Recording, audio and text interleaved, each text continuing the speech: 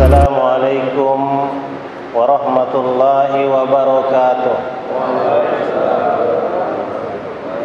Alhamdulillahi wa kafa wa salamun ala ibadihi alladhina istafa ma ba'd.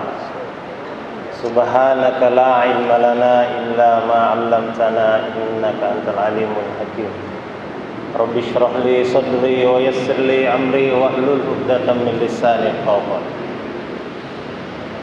Alhamdulillah, hadirin yang mulia, bersyukur kita kepada Allah Ta'ala.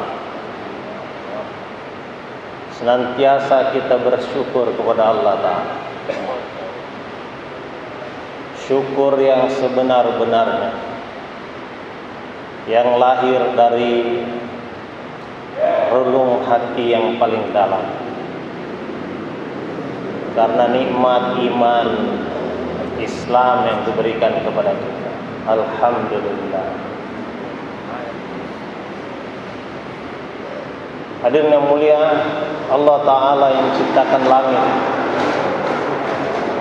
Tidak ada satu insinyur yang pernah mengumumkan bahwa dia yang menciptakan langit. Allah yang menciptakan bumi. Tidak ada satu teknokrat yang pernah mengumumkan bahwa dia yang menciptakan bumi. Allah yang menciptakan gunung, menghamparkan lautan, menumbuhkan pepohonan, mengeluarkan batang-batangnya, mengeluarkan ranting-rantingnya, mengeluarkan daun-daunnya, mengeluarkan bunga-bunganya, merubah dari bunga yang kembang menjadi buah yang bulat, dari bentuknya kecil berubah menjadi besar, dari warnanya hijau berubah menjadi kuning, dari rasanya asam berubah menjadi manis. Semua ini adalah kerja siapa, hadirin? Allah.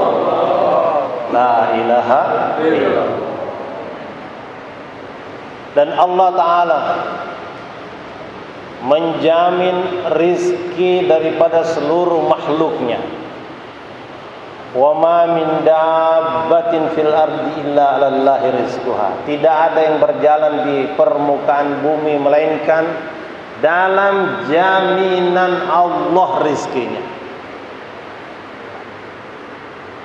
Keyakinan akan perkara ini akan mendatangkan ketenangan, dan kurang yakin akan perkara ini akan mendatangkan kegelisahan. Galau itu karena banyak mikir, kurang zikir.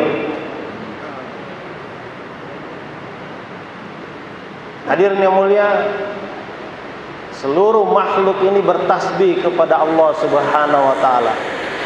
Yusabbihu lahu ma fis samawati wa ma fil ardh.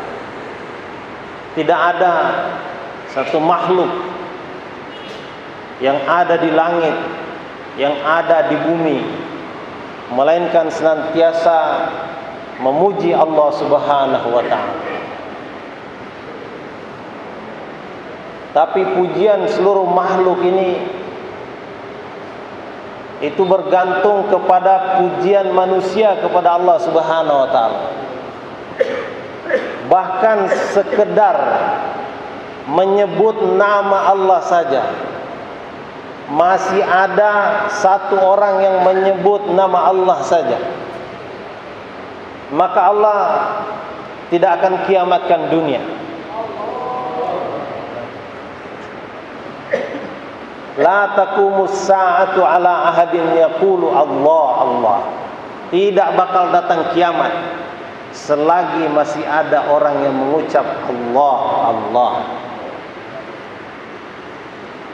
Walaupun gunung bertasbih, walaupun lautan bertasbih, walaupun seluruh pepohonan bertasbih, walaupun seluruh hewan-hewan bertasbih, Tapi tidak ada satu manusia pun yang bertasbih kepada Allah Subhanahu wa taala. Maka gunung akan dihancurkan Allah Subhanahu wa taala. Lautan akan ditumpahkan Allah Subhanahu wa taala. Planet-planet akan ditabrakkan oleh Allah Subhanahu wa taala. Seluruh alam semesta ini akan hancur dan binasa. Maknanya apa hadirin? Allah ciptakan alam semesta ini seluruhnya untuk manusia. Innamad dunya khuliqat lakum. Matahari, bulan, bintang, gunung, lautan, pepohonan, hewan, binatang seluruhnya diciptakan untuk kamu. Tapi ketahuilah wa antum khuliqtum lil akhirah. Tapi kamu ini diciptakan untuk akhirat. Jadi hadirin yang mulia, Bapak-bapak yang hadir di Masjid Kebon Jeruk ini sebenarnya adalah penduduk-penduduk akhirat yang mampir ngombe sebentar di permukaan bumi. Mampir ngombe berapa lama? Hadirin yang mulia, kalau ada orang umurnya 1000 tahun, itu sama dengan sehari di akhirat.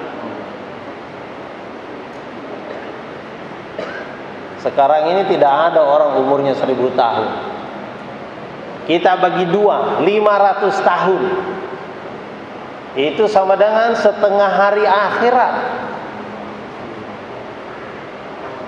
Tidak ada juga yang 500 tahun. Kita bagi 2 lagi, 250 tahun.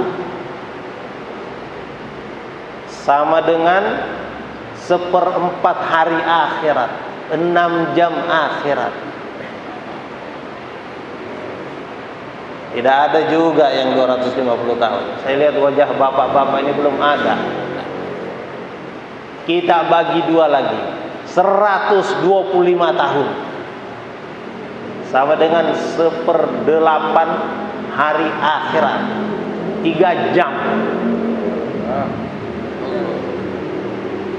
Nggak ada juga nih wajah-wajah yang 125 tahun. Dibagi 2 lagi, 62,5 tahun. 1/16 hari akhirat, sama dengan 1,5 jam akhirat. Sama dengan 90 menit. 90 menit itulah ngombe. Understand ngombe? Orang Jawa Tengah paham ini. Mampir ngombe 90 menit. Bawa mobil dari Semarang ke Jakarta, jalan tol Cipularang capek, Cipali capek, mampir di rest area, ketiduran, makan, sholat, 90 menit habis di sana. Itulah dunia. Very short time. Sebentar sekali. Hadirin yang mulia, waktu yang sebentar ini Allah tidak ingin kita sibuk-sibuk mencari dunia, mengurus dunia. Sudah berada di dunia, kok mencari dunia? Sudah berada di pasar, kok mencari pasar? Itu namanya orang bingung. Saya mau ke pasar lah. Kamu ini sudah ada di pasar. Oh ya, aku di pasar ya. Sudah berada di dunia, masih mencari dunia. Itu namanya orang bingung.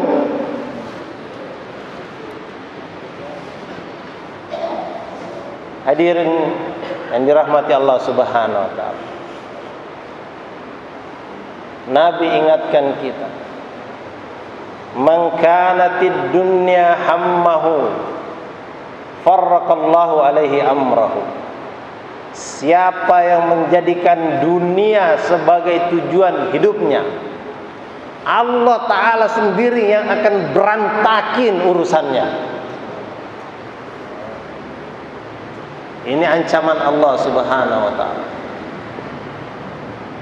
Jangan main-main, saudara. Kita diancam sama Satpol PP aja udah ngeri. Apalagi diancam sama provos. Allah ngancam.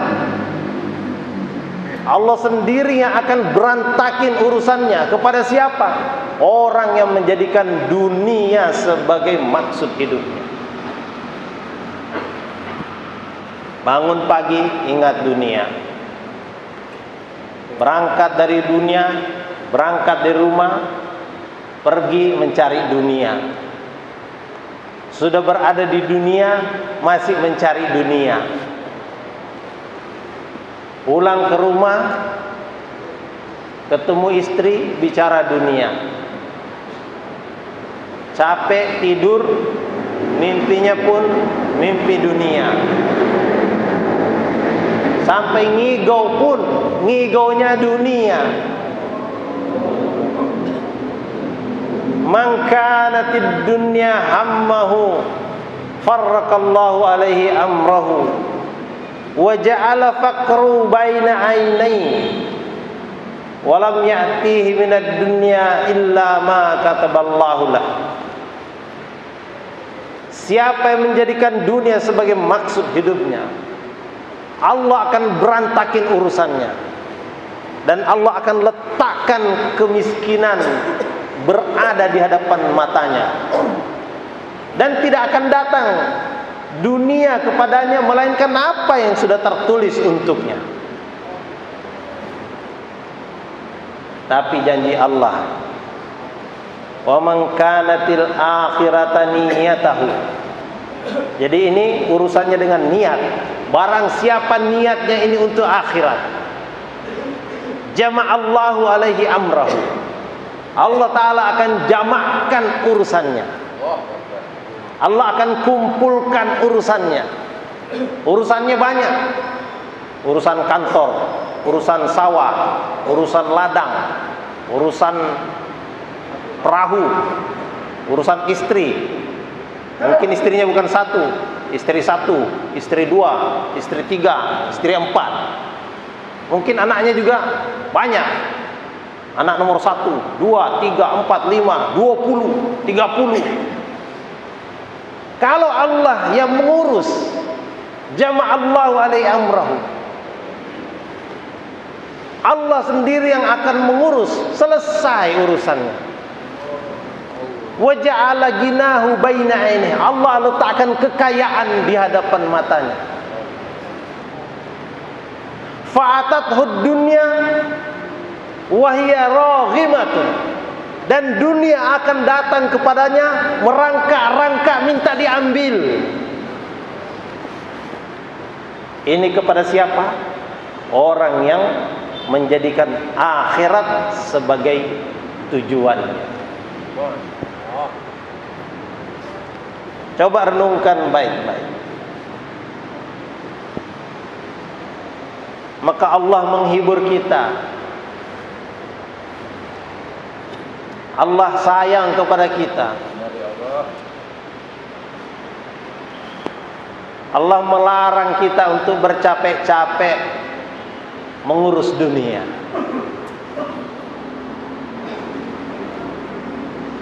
Allah melarang kita untuk ngejar-ngejar dunia.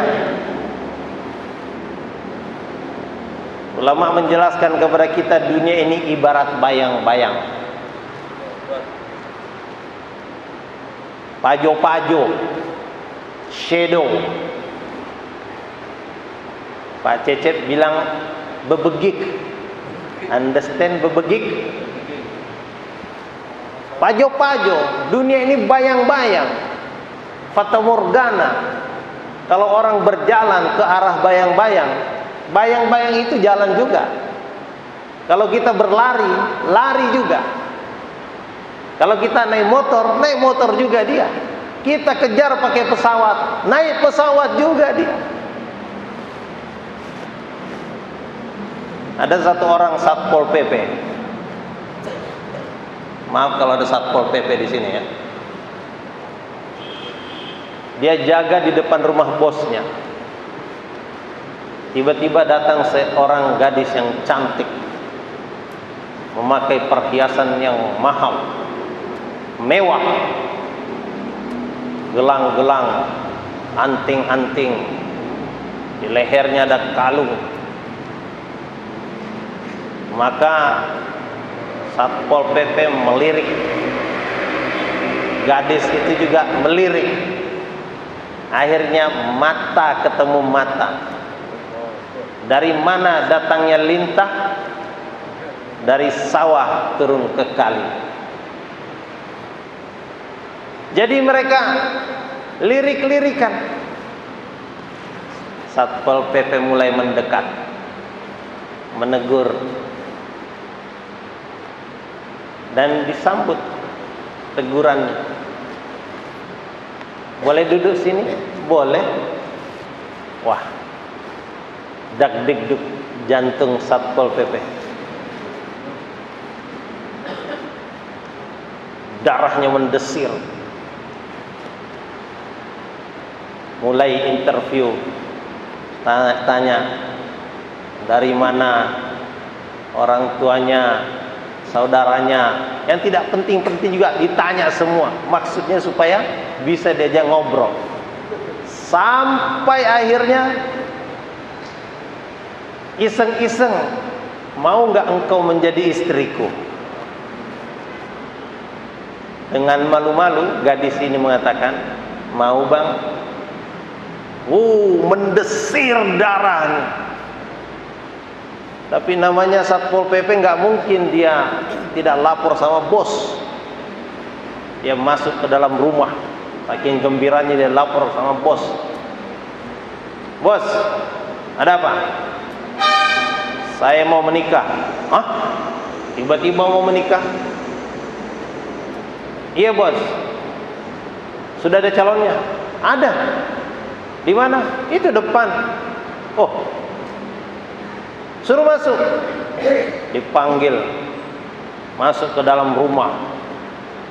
Begitu melihat gadis yang begitu cantik, pakaiannya mewah, gelang dan kalung ada di badannya, maka bos ini melihat atas bawah, kemudian melihat ke Satpol PP.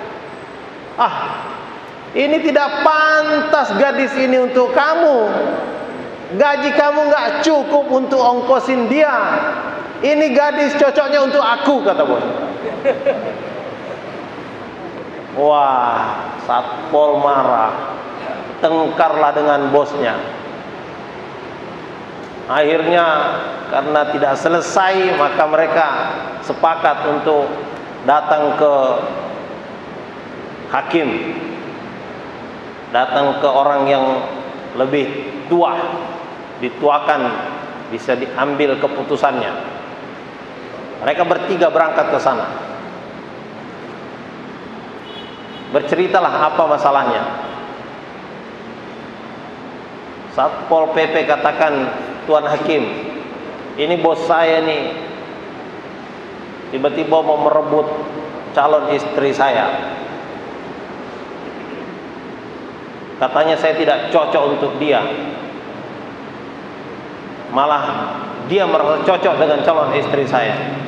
Saya minta keadilan. Kata Tuan Hakim, mana calon istrinya? Itu di luar pagar. Suruh masuk sini.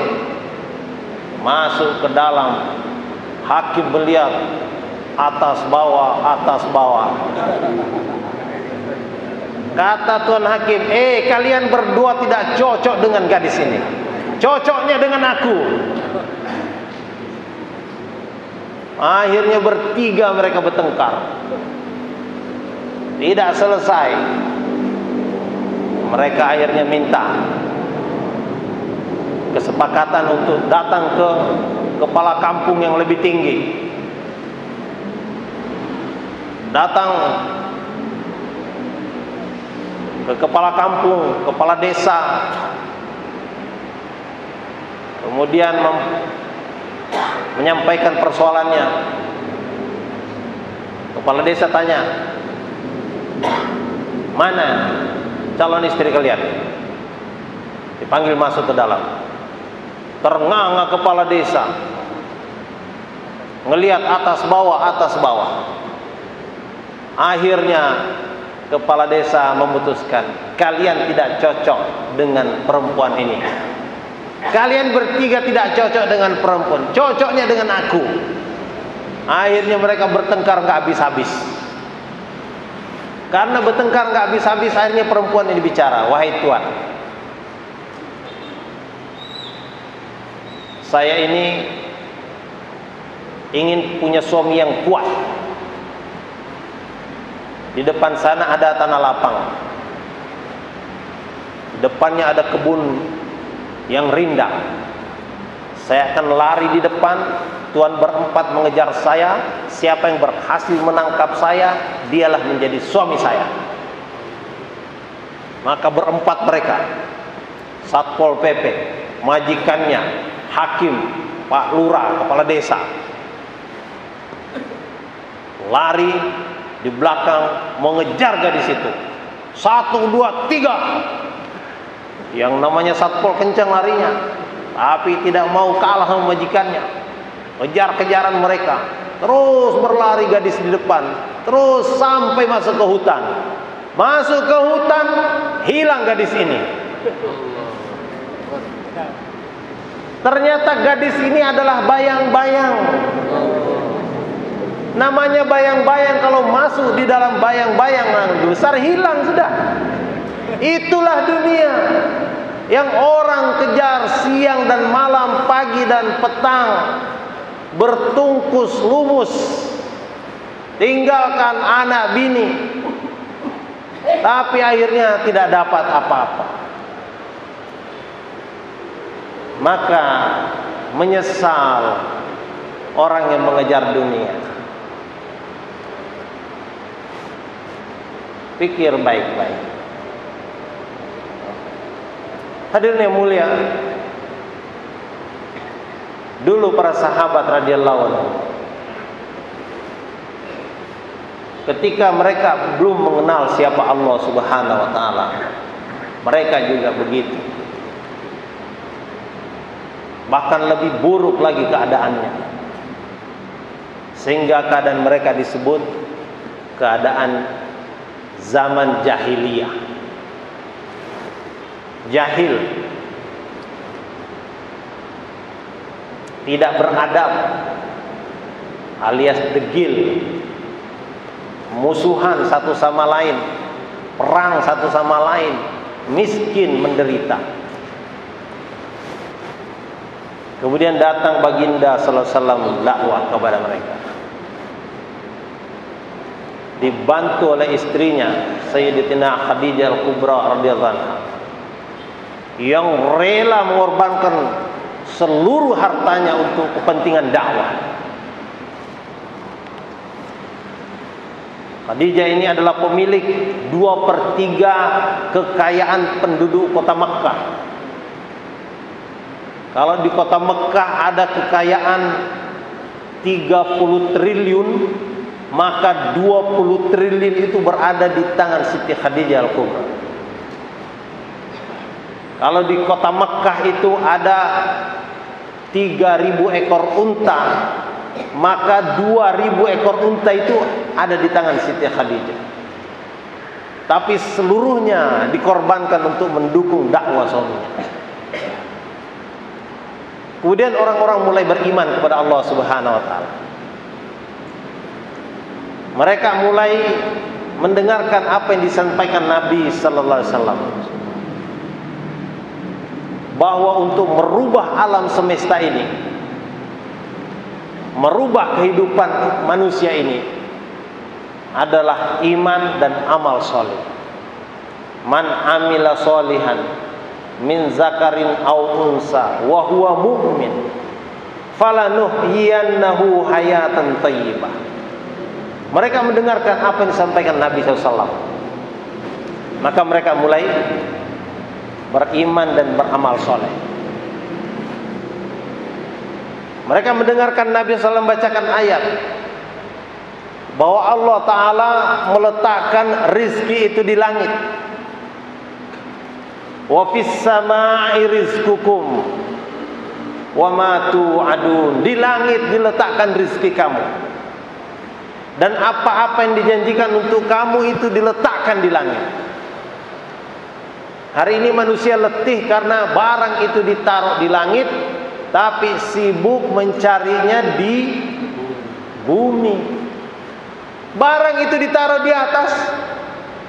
Yang naruh di atas itu pencipta langit, pencipta bumi, pencipta gunung, pencipta lautan, pencipta seluruh alam semesta. Ya suka-suka dialah mau naruh di mana barang itu. Kalau kita punya sepeda motor, kita mau taruh dalam kamar, kita mau taruh di ruang tamu, kita mau taruh di teras, kita mau taruh di pinggir jalan, terserah kita, sepeda motor kita. Ini rizki milik Allah, terserah Allah mau diletakkan di mana. Dan Allah kasih tahu karena kasih sayangnya. Wa fis samaa'i rizqukum, aku letakkan rizki kamu itu di langit. Ini sistem ekonomi langit. Allah meletakkan rizki itu di langit, kemudian kita diberikan alat untuk naik ke langit, kendaraan untuk naik ke langit, tangga untuk naik ke langit, eskalator untuk naik ke langit, lift untuk naik ke langit. Namanya sholat. As-sholatu mi'rajul mu'minin. Sholat ini mi'rajnya orang beriman. Untuk naik ke langit itu tidak bisa naik helikopter, tidak bisa pakai pesawat tempur, tidak bisa pakai pesawat ulang-alik antariksa. Naik ke langit kendaraannya itu namanya sholat. Para sahabat yang tadinya miskin, yang tadinya perang, yang tadinya musuhan, yang tadinya hina, yang tadinya degil, yang tadinya jahil, dengan amalan-amalan yang diajarkan Rasulullah SAW, maka berubah kehidupan mereka. Dengan sholat berubah kehidupan mereka. Ekonomi mereka berubah, keamanan mereka berubah, kemuliaan mereka berubah. Dari hina menjadi mulia. Ini sahabat. Hadirnya mulia karena mereka paham bahwa dengan taat kepada Allah Ta'ala, Allah akan rubah keadaan. Kehidupan sahabat biasa-biasa saja. Mereka bertani biasa-biasa saja. Mereka dagang biasa-biasa saja. Mereka ngantor biasa-biasa saja. Mereka kerja pabrik biasa-biasa saja. Yang luar biasa dalam kehidupan sahabat, apabila azan berkumandang, maka langsung petani tinggalkan kebunnya, pedagang tinggalkan tokonya, orang kantor tinggalkan mejanya, orang pabrik tinggalkan pabrik. Berbondong-bondong mereka berjalan menuju rumah Allah Subhanahu wa Ta'ala. Sejahtera kehidupan mereka.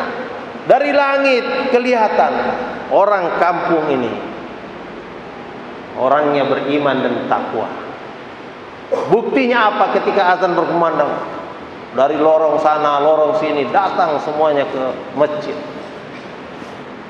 Janji Allah Ta'ala, walau anna ahlal qura amanu wattaqau la fatahna alaihim barakatim minas samai. Keberkahan datang dalam kehidupan mereka. Rizki mengalir kepada mereka. Kerja biasa-biasa aja. Seorang sahabat bernama Miqdad bin Aswad lagi buang hajat, datang seekor tikus bawa duit. Bukan duit sembarang duit, duit emas. Namanya dinar. Satu dinar itu 4,25 gram emas. Kalau dirupiahkan 4 juta rupiah. Tikus ini bukan bawa selembar, bukan bawa sekeping. Datang lagi bawa keping yang kedua. Datang lagi bawa keping yang ketiga. 3 kali 4 sudah 12 juta. Datang lagi. keping yang keempat, kelima, sampai 17 keping. 17 kali 4 juta sama dengan 68 juta rupiah. Nggak dagang, nggak tani, duit datang. Allah mudah. Allah perintahkan alam semesta ini berkhidmat kepada orang yang taat kepada Allah.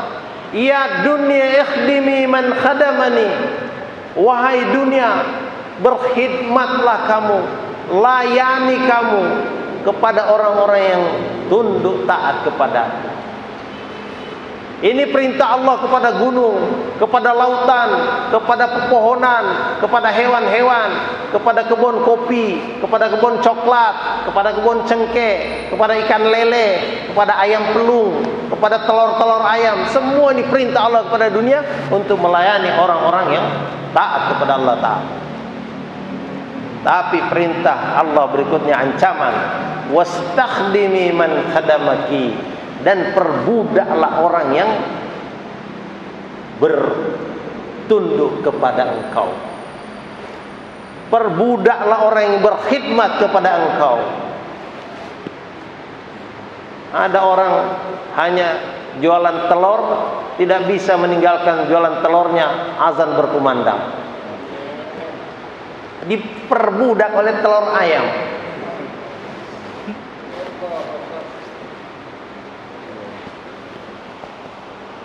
Hadirnya mulia, sahabat sejahtera hidupnya dan mereka taat kepada Allah. Miqdad bin Aswad,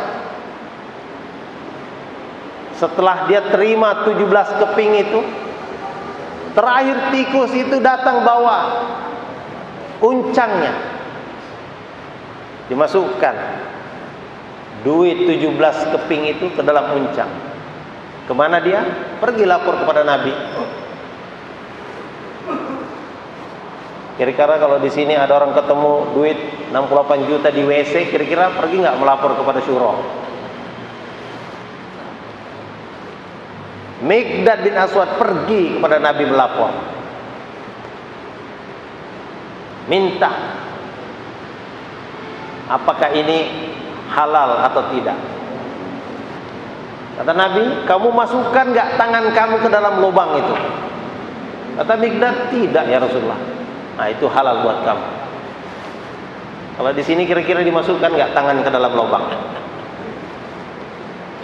Tidak dimasukkan, tapi pulang ambil cangkul. Mungkin sewa bulldozer, satu kebun di bulldozer semua. Allah mudahkan rizki para sahabat radhiyallahu anhu, sejahtera kehidupan mereka karena mereka taat kepada Allah Ta'ala. Hadirnya mulia, sebentar lagi akan datang istimewa. Tanggal 13 Julai nanti Masya akan datang dari India, 2 jemaah. Ini tadi Ustaz Agus sampaikan akan dibagi 2, wilayah timur dan barat. Kita ini menghadapi istimewa, jangan kalah seluruh dunia menghadapi sepak bola Piala Qatar. Itu setahun sebelum Piala Dunia, bahkan 2 tahun sebelumnya, bahkan 3 tahun sebelumnya, bahkan 4 tahun sebelumnya, itu sudah diumumkan akan ada sepak bola nanti di Qatar. Ini stadionnya sedang dibangun, ini jalan-jalannya dibangun, hotel-hotelnya dibangun. Ini untuk urusan dunia. Kalau nyawa sudah dicabut, stadionnya tidak dibawa masuk kubur, itu orang mau iklankan selama 4 tahun. Kita ini menghadapi istimewa hadirnya mulia. Itu dari sekarang kita siapkan. Kalau menanam cabai, sejak ditanam bisikin sama cabai, B, kamu harus siap-siap menyambut istimewa nanti bulan Agustus. Kamu harus siap ikut di jalan Allah Subhanahu wa Ta'ala. Tanam duren, kasih tahu Ren, nanti bulan Agustus kan ada istimewa. Dari sekarang kamu siap-siap untuk ikut ambil bagian. Nanti duren ngomong, saya kan masih kecil, dari sekarang ke Agustus belum berbuah, gak apa-apa, aku jual kamu dalam keadaan masih bibit. Ayam-ayam kasih tahu, Yam, kamu tumbuh besar cepat supaya kamu bisa ikut istimewa nanti bulan Agustus. Bebek juga gitu, kasih tahu, Bek, apakah bebek yang ada di kandang atau bebek yang pakai bensin? Kasih tahu, bisikin dari sekarang, kamu harus siap-siap untuk korban di jalan Allah Subhanahu wa taala.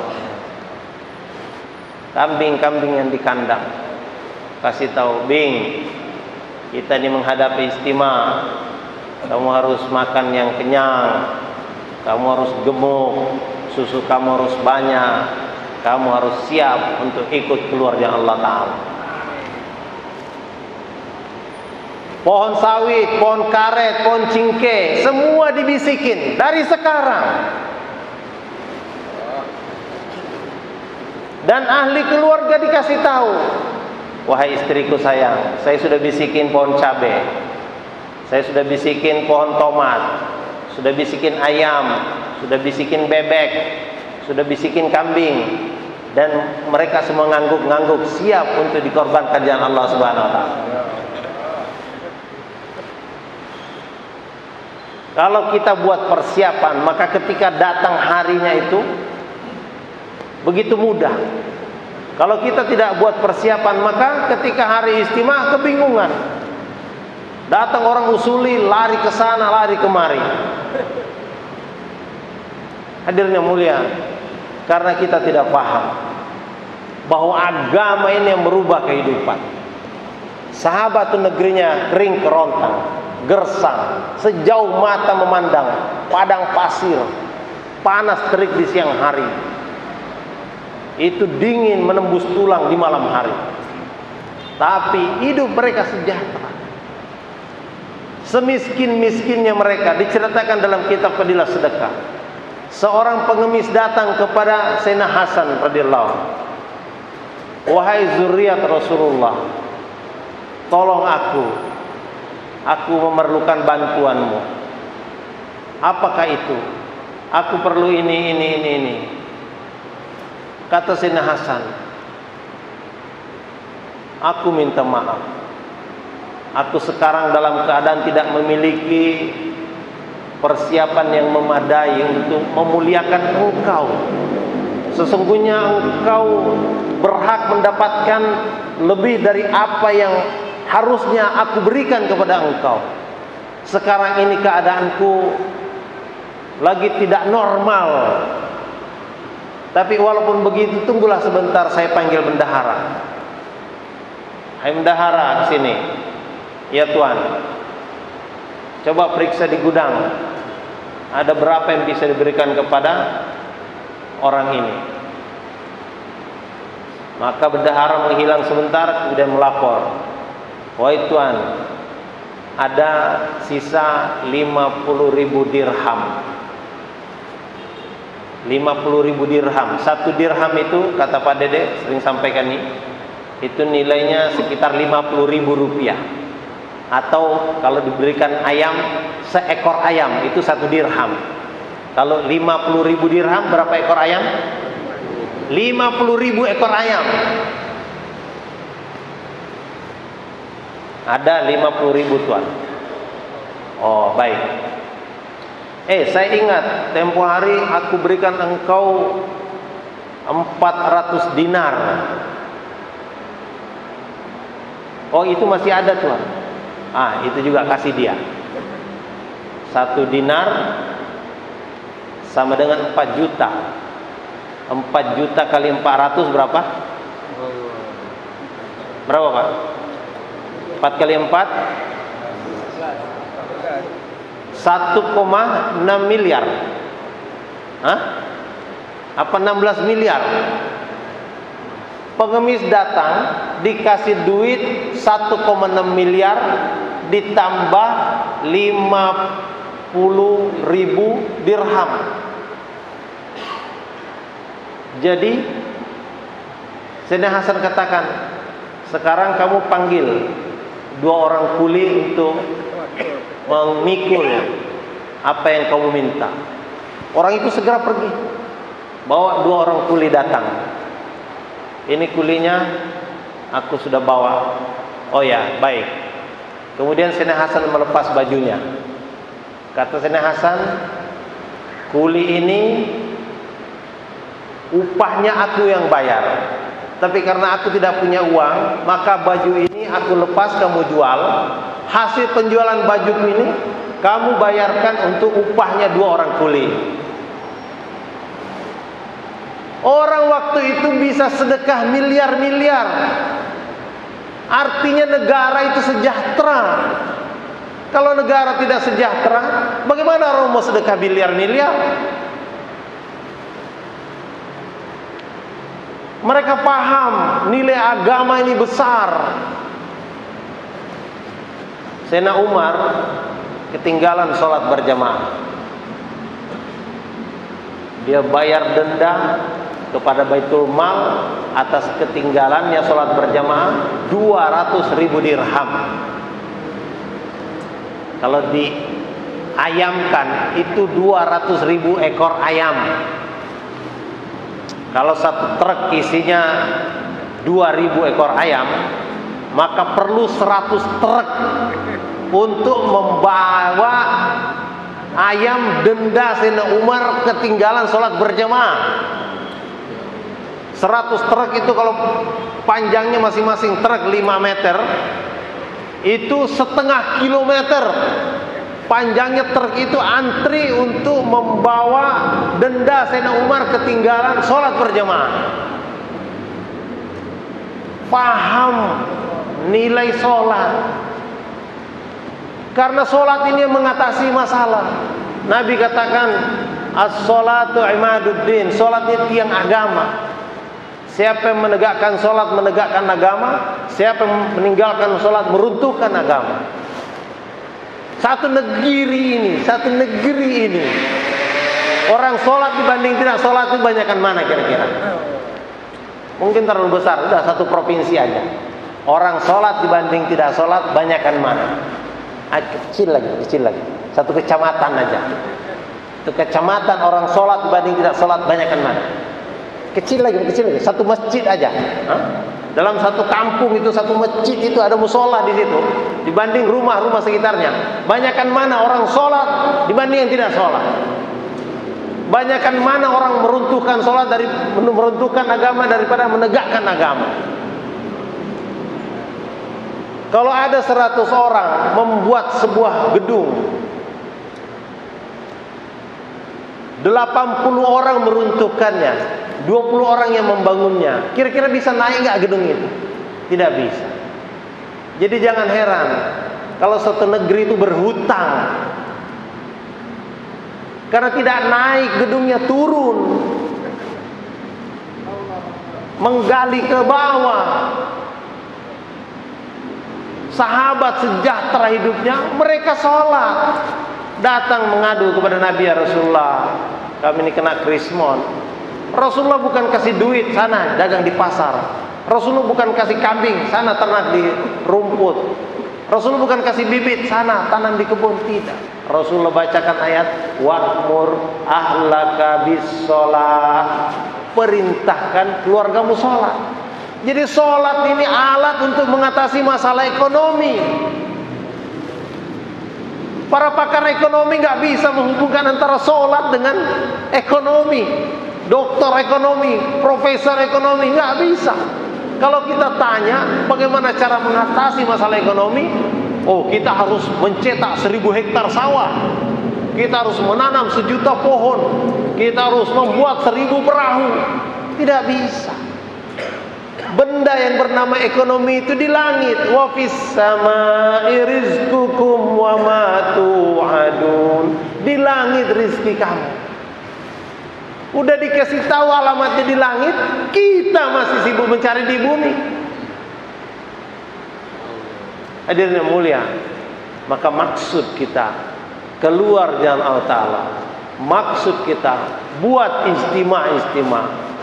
Ini agar kita faham bahwa yang menciptakan alam semesta ini Allah, yang mengatur sistem di dalamnya Allah, yang memberikan rezeki kepada setiap makhluknya Allah, dan yang membuat manusia ini sejahtera itu Allah Subhanahu wa Ta'ala dengan mentaati aturan-aturannya. Karena itu kita diminta minimal setiap orang ini membawa 3 orang baru ke istimewa. Semua bersedia hadir? 3 orang baru. Mulai dari sekarang kita iklankan, bicarakan istimewa bulan Agustus, dan mulai rayu agar mereka mau datang. 3 orang ini bagus kalau sebelum istimewa dia berangkat 3 hari dulu, sehingga ketika istimewa dia tidak heran apa yang dibicarakan, apa yang dilihat. Kalau dia sudah pernah keluar 3 hari, insya Allah tidak akan terasing. Semua bersedia insya Allah. Masya Allah, silakan berdiri Pak. Catatkan nama kita. Mari Pak. Cambiabei.